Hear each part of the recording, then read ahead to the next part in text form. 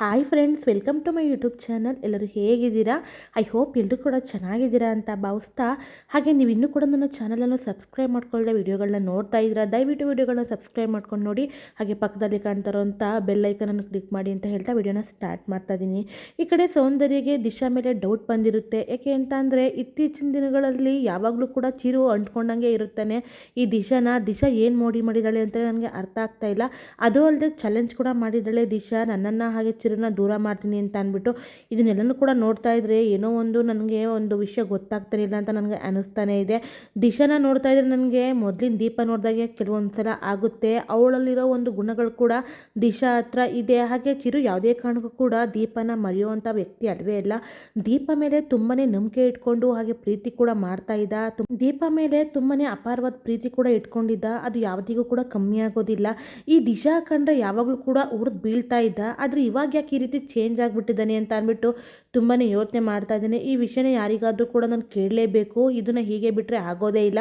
ಆ ಪೂಜೆ ಆದಾಗಲಿಂದ ಇವನು ಇಷ್ಟೊಂದು ಚೇಂಜ್ ಆಗ್ತಾನೆ ಅಂತ ನನಗೆ ಅರ್ಥನೇ ಆಗ್ತಾ ಇಲ್ಲ. ಅದು ಅಲ್ಲದೆ ಮಗು ವಿಷಯ ಮಾತಾಡಿದಾಗ ಏನು ಕೂಡ ಮಾತಾಡೋದಿಲ್ಲ. ಈ ಮಗುನ ಮಾಡ್ಕೊಳ್ಳೋದಕ್ಕೆ ಇವರಿಬ್ಬರು ಕೂಡ ರೆಡಿಯಾಗಿದ್ದಾರೆ ಅಂತ ನನಗೆ ಅನ್ನಿಸುತ್ತೆ. ಇದನ್ನು ಹೀಗೆ ಬಿಟ್ಟರೆ ನನಗಂತೂ ತುಂಬಾ ದೊಡ್ಡ ಪ್ರಾಬ್ಲಮ್ ಆಗೋದು ಖಂಡಿತ. ನಾನು ಇದನ್ನು ಮೊದಲೇ ಏನಾದರೂ ಮಾಡಿ ಸೊಲ್ಯೂಷನ್ ಕಂಡು ಹಿಡ್ಕೊಳ್ಳೇಬೇಕು. ಅದು ಅಲ್ಲದೆ ಅವತ್ತು ರೂಪ ಕೂಡ ಹೇಳಿದ್ಲು, ದೀಪನೇ ಒಂದು ದಿಶಾ ಅಂತ ಹೇಳಿದ್ಲು. ಅದನ್ನು ನಾನು ಕೂಡ ನಂಬೇ ಇರಲಿಲ್ಲ. ಬಟ್ ಇವಾಗ ಎಲ್ಲ ಬದಲಾವಣೆ ಕೂಡ ನೋಡ್ತಾ ಇದ್ದರೆ ನನಗೆ ಏನೋ ಒಂದು ಡೌಟ್ ಬಂದೇ ಬಿಟ್ಟಿದೆ. ಅದು ಅಲ್ಲದೆ ನಾನು ಸತ್ಯನ ಪ್ರಮಾಣಿಸಿ ನೋಡಬೇಕು ಅಂತ ಅಂದ್ಬಿಟ್ಟು ಸುಮ್ಮನೆ ಇದ್ದೆ ಅಷ್ಟೇ.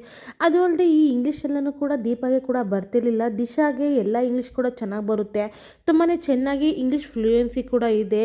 ದೀಪ ಅನ್ನೋ ಸತ್ಯ ಹೇಗೆ ಗೊತ್ತಾಗುತ್ತೆ ಅನ್ನೋದೇ ಸೌಂದರ್ಯ ಸುಮ್ಮನೆ ಯೋಚನೆ ಮಾಡ್ತಾ ಇರ್ತಾರೆ. ಇದನ್ನು ಹೇಗೆ ಬಿಟ್ಟರೆ ಸರಿ ಹೋಗೋದಿಲ್ಲ. ಯಾವುದಾದ್ರೂ ಒಂದು ಇನ್ಸಿಡೆಂಟ್ ಸಿಕ್ಕಿದ್ರೂ ಕೂಡ ನಾನು ಹೇಗಾದರೂ ಮಾಡಿ ಕಂಡು ಹಿಡಿಲೇಬೇಕು ಅಂತ ಅಂದ್ಬಿಟ್ಟು ಸೌಂದರ್ಯ ಯೋಚನೆ ಮಾಡ್ತಾನೆ ಇರ್ತಾರೆ.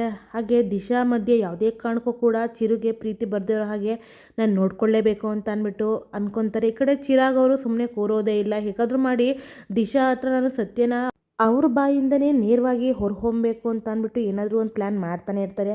ಈ ಕಡೆ ದಿಶಾ ಅವರು ಬ್ಯೂಟಿಫುಲ್ಲಾಗಿ ರೆಡಿ ಹಾಕೊಂಡಿರ್ತಾರೆ. ಹಾಗೆ ಸ್ಯಾರಿ ಕೂಡ ಹಾಕ್ಕೊಂಡು ತುಂಬಾ ಚೆನ್ನಾಗಿ ಕಾಣಿಸ್ತಾ ಇರ್ತಾರೆ, ರೆಡಿ ಕೂಡ ಆಗ್ತಾ ಇರ್ತಾರೆ. ಅಲ್ಲಿಗೆ ಚಿರಾಗ್ ಅವ್ರು ಹೋಗ್ತಾರೆ. ದೀಪಾನ ನೆನೆಸ್ಕೊತಾ ಇರ್ತಾರೆ. ಹೌದು ದೀಪ, ನಿಮ್ಮ ಮೇಲೆ ನನಗೆ ತುಂಬಾ ಪ್ರೀತಿ ಇತ್ತು, ಅದು ಮುಂದುವರಿತು ಕೂಡ. ಯಾಕೆ ಅಂತ ಅಂದರೆ ನೀವು ಅಷ್ಟು ನನಗೆ ಪ್ರೀತಿ ಕೂಡ ಕೊಟ್ಟಿದ್ದೀರಾ, ಆ ನಂಬಿಕೆ ಕೂಡ ನೀವು ಅರ್ಹರು ಅಂತ ಅಂದ್ಬಿಟ್ಟು ಯೋಚನೆ ಮಾಡ್ತಾನೆ ಇರ್ತಾರೆ. ಹಾಗೆ ದಿಶಾನ ನೋಡಿಕೊಂಡು ಹೇಗಾದರೂ ಮಾಡಿ ನಿಮ್ಮ ಹತ್ರ ನಾನು ಬರಬೇಕು ಅಂತ ತುಂಬಾ ಟ್ರೈ ಮಾಡ್ತಾ ಇದ್ದೀನಿ. ಆದರೆ ನೀವು ನನ್ನನ್ನು ದೂರ ತಳ್ತಾನೇ ಇದ್ದೀರಲ್ವಾ, ಆದರೆ ನನಗೆ ಗೊತ್ತಿದೆ ನಿಮಗೆ ನನ್ನ ಮೇಲೆ ಪ್ರೀತಿ ಇದೆ ಅಂತ ಅಂದ್ಬಿಟ್ಟು ಹೋಗಿ ಹಗ್ ಮಾಡ್ತಾರೆ. ಆದರೆ ಹಗ್ ಮಾಡಿದ ತಕ್ಷಣ ಶಾಕ್ ಆಗಿಬಿಡ್ತಾರೆ ದಿಶಾಗೆ. ಏಕೆ ಅಂತಂದರೆ ದಿಶಾಗೆ ಒಂದು ಪ್ರಾಬ್ಲಮ್ ಆಗಿರುತ್ತೆ. ದೀಪ ಮೇಲೆ ಇವರು ಇತ್ತೀಚಿನ ದಿನಗಳಲ್ಲಿ ನೋಡ್ತಾ ಇದ್ದಾರೆ ಇವರು ಪ್ರೀತಿನ ಕಳ್ಕೊಳ್ತಾ ಇದ್ದಾರೆ. ದೀಪನ ಫುಲ್ಲು ಮರ್ತೋಗೋ ರೀತಿಯೇ ಆಗ್ತಾ ಇದ್ದಾರೆ. ದಿಶಾನ ನಂಬಿ ಇವರು ದಿಶಾ ಹತ್ರ ಹೋಗ್ತಾ ಇದ್ದಾರೆ ಅಂತ ಅಂದ್ಬಿಟ್ರೆ ಇವರು ದೀಪ ಮೇಲೆ ಇಟ್ಟಿದ್ದ ನಂಬಿಕೆ ಏನಾಯಿತು ಅಂತ ಅಂದ್ಬಿಟ್ಟು ಕ್ವಶನ್ ಮಾಡಿಕೊಂಡು ಕಪಾಳಕ್ಕೆ ಹೊಡೆದೇ ಬಿಡ್ತಾರೆ ಚಿರಾಗ್ ಅವ್ರಿಗೆ ಶಾಕ್ ಆಗುತ್ತೆ. ಯಾಕ್ರಿ ನೀವು ಕಪಾಳಕ್ಕೆ ಹೊಡೆದ್ರಿ, ನಾನು ಏನ್ರಿ ತಪ್ಪು ಮಾಡಿದೆ, ನೀವು ಬೇರೆಯವ್ರೇನ್ರಿ ಅಂತ ಅಂದ್ಬಿಟ್ಟು ಕ್ವಶನ್ ಕೇಳ್ತಾ ಇರ್ತಾರೆ. ಆದರೆ ದಿಶಾ ಹೇಳ್ತಾರೆ, ನೋಡಿ ಚಿರಾಗ್, ನೀವು ನಿಮ್ಮ ಲಿಮಿಟಲ್ಲಿ ನೀವು ಇರಬೇಕಾಗುತ್ತೆ. ಏಕೆ ಅಂತಂದರೆ ನಿಮಗೆ ಆಲ್ರೆಡಿ ಕೂಡ ನಾನು ಹೇಳಿದ್ದೀನಿ, ನಾನು ನಿಮ್ಮನ್ನು ಮದುವೆ ಆಗಿದ್ದೀನಿ ಅಷ್ಟೇ. ಆದರೆ ನಾನು ಇನ್ನೂ ಕೂಡ ನಿಮ್ಮನ್ನು ಗಂಡ ಅಂತ ಒಪ್ಕೊಂಡಿಲ್ಲ ಅನ್ನೋದು ಸತಿ ನಿಮಗೆ ಗೊತ್ತಿದೆ ಅಲ್ವಾ.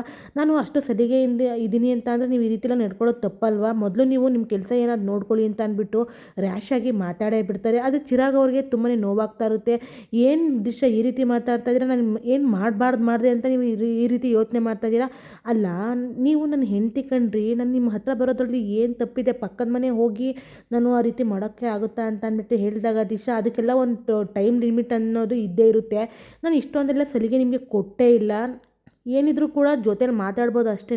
ನೀವು ಮೊದಲೆಲ್ಲ ಹೇಗಿದ್ರಿ ಅದೇ ರೀತಿ ಇರೋದಕ್ಕೆ ಟ್ರೈ ಮಾಡಿ, ಈ ರೀತಿ ಇರೋದು ತಪ್ಪಾಗ್ಬಿಡುತ್ತೆ ಅಂತ ಅಂದ್ಬಿಟ್ಟು ಹೇಳ್ತಾರೆ.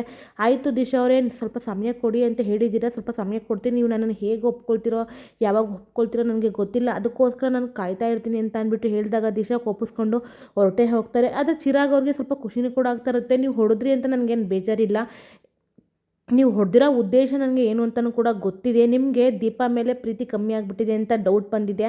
ಹಾಗೆ ದಿಶಾ ಆಗಿ ನೀವು ನನಗೆ ಹೊಡೆದಿದ್ದೀರಾ ಹೊರತು ದೀಪ ಆಗಲ್ಲ. ದೀಪ ಆಗಿ ನೀವು ನನ್ನನ್ನು ಆರಾಧಿಸ್ತಿದ್ದೀರಾ ಅಂತ ನನಗೆ ಗೊತ್ತಿದೆ. ನಾನು ಮಲ್ಕೊಳ್ಳುವಾಗ ನೀವು ನನ್ನನ್ನು ಹೇಗೆ ಕೇರ್ ಮಾಡ್ತೀರಾ, ಹೇಗೆ ನೋಡ್ತಾ ಇರ್ತೀರಾ ಹಾಗೆ ಹೀಗೆಲ್ಲ ಮಾತಾಡ್ತಾ ಇರ್ತಾರೆ ಎಲ್ಲನೂ ಕೂಡ ನನಗೆ ಗೊತ್ತಿದೆ. ಆದರೆ ಇವಾಗ ನೀವು ನಡ್ಕೊಂಡಿದ್ದು ನನಗೆ ಸ್ವಲ್ಪ ಬೇಜಾರು ಅಂತ ಅಂದ್ಬಿಟ್ಟು ಚಿರಾಗ್ ಅವರು ಯೋಚನೆ ಮಾಡ್ತಾ ಇರ್ತಾರೆ. ಆದರೆ ಹೇಳ್ತಾರೆ, ನೋಡಿ ದಿಶಾ ಅವರೇ, ನಾನು ಶಪಥ ಮಾಡ್ತಾ ಇದ್ದೀನಿ, ಯಾವುದೇ ಕಾರಣಕ್ಕೂ ಕೂಡ ನಿಮ್ಮ ಬಾಯಿಂದಲೇ ನಾನು ಸತ್ಯನ ಹೊರಹೊಮ್ಮೋ ರೀತಿ ಮಾಡೇ ಮಾಡ್ತೀನಿ. ಯಾವುದೇ ಕಾರಣಕ್ಕೂ ಕೂಡ ಸುಮ್ಮನೆ ಕೂರೋದಿಲ್ಲ.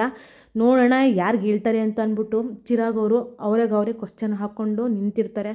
ಅದರ ಸೌಂದರ್ಯ ಮಾತ್ರ ಇಲ್ಲ. ಈ ಅರ್ಚನೂ ಕೂಡ ಯಾಕೋ ಇತ್ತೀಚಿನ ದಿನಗಳಲ್ಲಿ ಬೇರೆ ರೀತಿಯೇ ನಡ್ಕೊಳ್ತಾ ಇದ್ದಾಳೆ.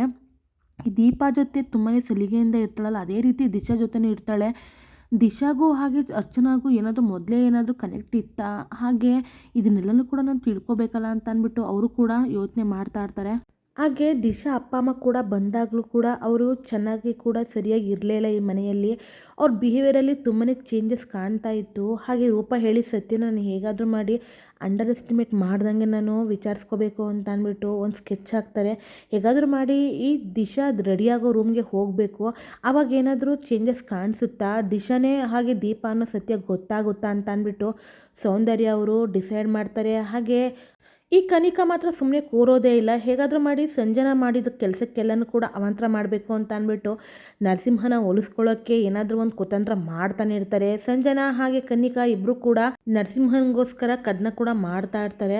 ಇದನ್ನು ನೋಡಿ ಹೊಸಲಾಗೆ ಅನಿಸ್ತಾ ಇರುತ್ತೆ. ಹೊಸಲ ಅನ್ಕೊತಾರೆ, ಅಲ್ಲ ಈ ಕನಿಕಾ ಒಳ್ಳೆ ಹುಡುಗಿನ ಕೆಟ್ಟ ಹುಡುಗಿನ ಅಂತ ನನಗೆ ಗೊತ್ತೇ ಆಗಲಿಲ್ಲ. ಅವತ್ತು ನೋಡಿದ್ರೆ ನರಸಿಂಹನ ಜೊತೆಯಲ್ಲಿ ಆ ರೀತಿ ನಡ್ಕೊಳ್ತಾ ಇದ್ರು. ಆದರೆ ಇವತ್ತು ನೋಡಿದ್ರೆ ನಮ್ಮ ಮನೆಯಲ್ಲಿ ಎಲ್ಲ ಕೆಲಸನೂ ಕೂಡ ಮಾಡಿ ನರಸಿಂಹನಿಗೆ ಏನು ಬೇಕು ಇದನ್ನೆಲ್ಲನೂ ಕೂಡ ಮಾಡ್ತಾ ಇದ್ದಾಳೆ ಅಂತಂದರೆ ಏನು ಉದ್ದೇಶ ಇಟ್ಕೊಂಡಿದ್ದಾಳೆ ಅಂತ ನನಗೆ ಅರ್ಥನೇ ಆಗ್ತಾಯಿಲ್ಲ. ಅಕಸ್ಮಾತ್ ಏನಾದರೂ ಮನೆಯಿಂದ ಏಕ್ದಮ್ ಹೊರಗಡೆ ಕಳಿಸ್ಬಿಟ್ರೆ ಏನಾದರೂ ಡೌಟ್ ಬಂದು ಏನಾದರೂ ಬೇಜಾರು ಮಾಡ್ಕೊಳ್ತಾಳೆ. ಅಕಸ್ಮಾತ್ ಏನಾದರೂ ನರಸಿಂಹನಿಗೆ ಭವಿಷ್ಯಕ್ಕೆ ಈ ಕೋಚಿಂಗ್ ಕೆಲಸ ಯಾರು ಮಾಡ್ತಾರೆ ಅಂತ ಅಂದ್ಬಿಟ್ಟು ತುಂಬಾ ಯೋಚನೆ ಮಾಡ್ತಾ ಇರ್ತಾರೆ. ಆದರೆ ಸಂಜನಾ ಮಾತ್ರ ಇಲ್ಲ, ಈ ಕನಿಕನ ಹೀಗೆ ಬಿಟ್ಟರೆ ಸರಿ ಹೋಗೋದಿಲ್ಲ, ನನಗೆ ನನ್ನ ಗಂಡನೇ ಮುಖ್ಯ, ನನ್ನ ಗಂಡನಿಗೆ ಮೊದಲೇ ಎಕ್ಸ್ ಗರ್ಲ್ಫ್ರೆಂಡ್ ಅಂತ ಅಂದ್ಬಿಟ್ಟು ಈ ಮನೆಯವ್ರಿಗೆ ಯಾರಿಗೂ ಕೂಡ ಗೊತ್ತಾಗಬಾರ್ದು. ಅದೇ ರೀತಿ ನಾನು ಮೇಂಟೈನ್ ಮಾಡಬೇಕು. ಹೇಗಾದರೂ ಮಾಡಿ ನಾನು ಕುತಂತ್ರ ಮಾಡಿ ಇವಳನ್ನು ಹೊರಗೆ ತಳ್ಳಬೇಕು. ಆ ರೀತಿ ನಾನು ಮಾಡಲೇಬೇಕು. ಅಕಸ್ಮಾತ್ ಅತ್ತೆ ಮಾವಂಗೆ ಏನಾದರೂ ಈ ವಿಷಯ ಗೊತ್ತಾದರೆ ನೊಂದ್ಕೋತಾರೆ ಅಂತ ಅಂದ್ಬಿಟ್ಟು ಸಂಜನಾ ಯೋಚನೆ ಮಾಡ್ತಾ ಇರ್ತಾರೆ. ಇಲ್ಲಿಗೆ ಸಂಚಿಕೆ ಕೂಡ ಮುಕ್ತಾಯಗೊಳ್ಳುತ್ತೆ. ನಾಳಿನ ಸಂಚಿಕೆ ಏನಾಗುತ್ತೆ ಅಂತ ನೋಡೋಣ. ಹಾಗೆ ನಿಮಗೆ ಈ ವಿಡಿಯೋ ಇಷ್ಟ ಆದರೆ ಒಂದು ಲೈಕ್ ಮಾಡಿ ಅಂತ ಹೇಳ್ತಾ ಥ್ಯಾಂಕ್ ಯು ಫಾರ್ ವಾಚಿಂಗ್.